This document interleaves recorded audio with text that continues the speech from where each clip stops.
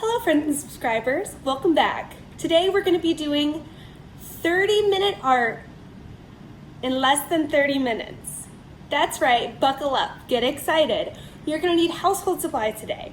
I'm saying a glue stick, scissors, paper, magazine or other paper, cling wrap from the kitchen, and a whole lot of passion, precision, and drive. Just kidding! Don't need any precision whatsoever. We're just going to be cutting little shapes and squares. So buckle up, get excited, and stay with me as we do this art project.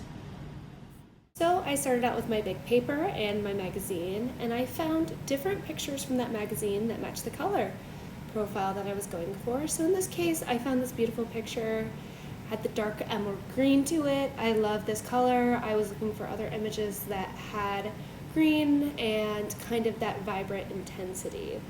I then selected this one where there was hands and bows pinned into the hands, and really liked the pink of that too, and so tried to capture some other images with that as well. Here I am cutting all of these out. I found two other long sheets of paper and there that were also green that you'll see me cut and then use. I knew with these big pictures that I wanted them kind of fully displayed. I didn't want to cover up too much of what these images were as I do my different placements, so that's something that you're going to see.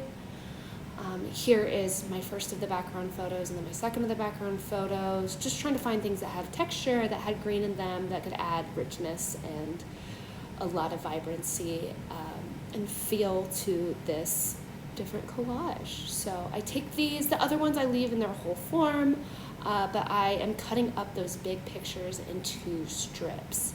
So as I do my layout, I see, okay, here's all the gaps I'm gonna have. Yes, I'm definitely gonna need both of these pictures. I shouldn't need all of it, so I can prioritize the green parts of these images and figure out that layout.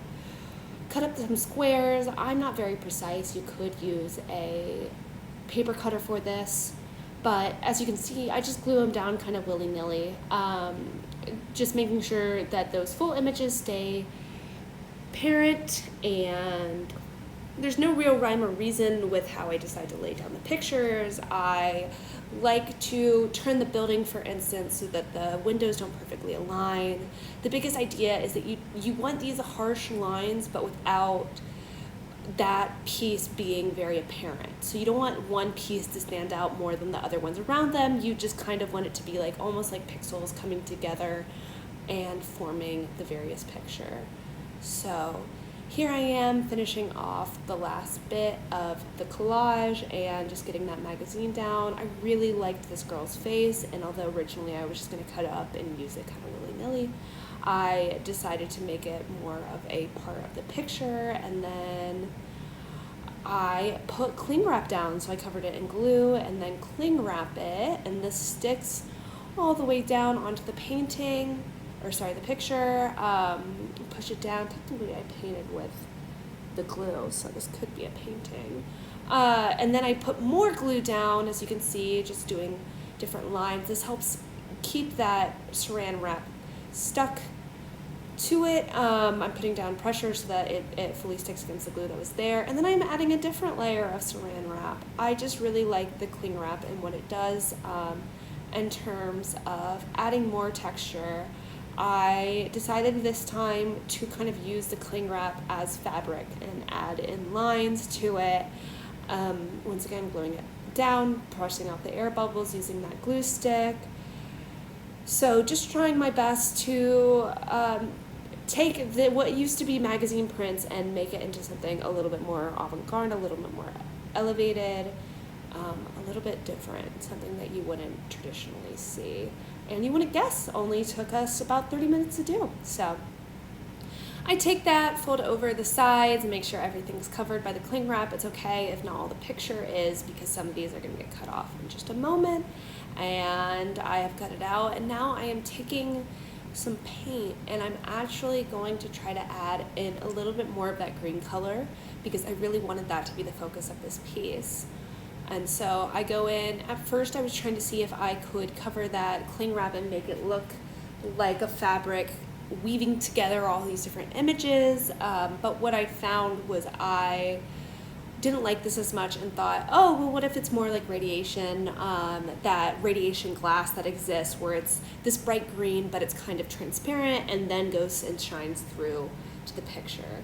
So what you can see is now beginning to really cover it with the green, and then I go and I'm actually going to wipe away a lot of this green so it becomes that transparent. The saran wrap was green at one point, but is not necessarily a fabric covered in green as I originally intended it to be. And then I wipe it one more time in order to make sure we get all of that excess green off that now is watery, and yeah, it's kind of left with just a little bit of green. And then I kind of wanted to make sure that you can focus in on certain areas. I pulled apart that cling wrap so that some of the vocal points can be seen. You can see me doing here. So that one I wanted the bow to be there. I wanted the face of the basketball player. I wanted the faces of the people in green that originally inspired this. And then I also wanted some of the texture from the plants to poke through, so that's kind of at the bottom. I'm taking my green painty paper towel and I'm just dabbing that back in, covering up all that cling wrap so it is kind of holes, kind of that radiation glass burn, and then wiping it and gluing it and making sure kind of everything stays in place. I do one last layer of the saran wrap over this because I want you to be able to touch this piece without getting the paint on you. And also I think that that acts as kind of a last barrier between you and the art piece, kind of giving it that last final overlay image. It's almost like putting down your top coat, but in this case it's cling wrap and not a paint. So fun and exciting. And then I trim it one last time. This one was the hardest time to trim it because it's pretty easy when you're just doing the cling wrap on top of the painting, harder when it's not on top of the painting.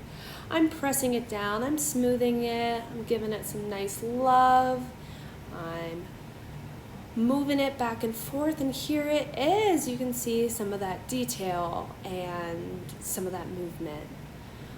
Here it is up on the wall. This is where I was originally going to put it. This took me less than 30 minutes, everybody, to do. I think you could do this the same way, if not faster, and get similar results. And I took it outside just to get some more of a view on it for you. So yeah, look at that painting. It certainly is art. It certainly is not really a painting. It's more of a collage, but... So that's it, a 30-minute art project. What do you think? I think it's pretty fucking bad. I really, really don't like it. I think that it's too shiny. It's a little bit disorienting.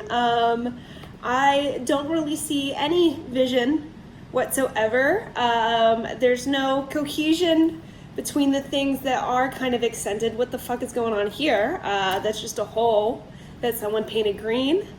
I think maybe if I chose to use pink paint instead, like a baby pink, that could be better. I really, really don't like this. And I regret it.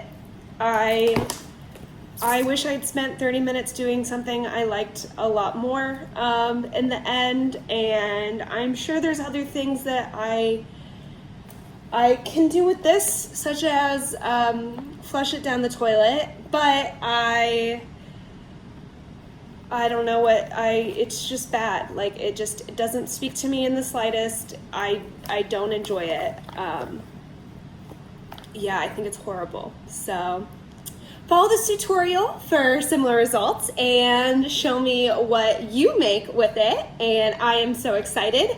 I think that there's a good way to do this where you will be happy with the results. But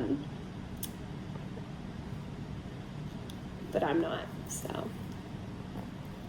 Yeah, I don't know.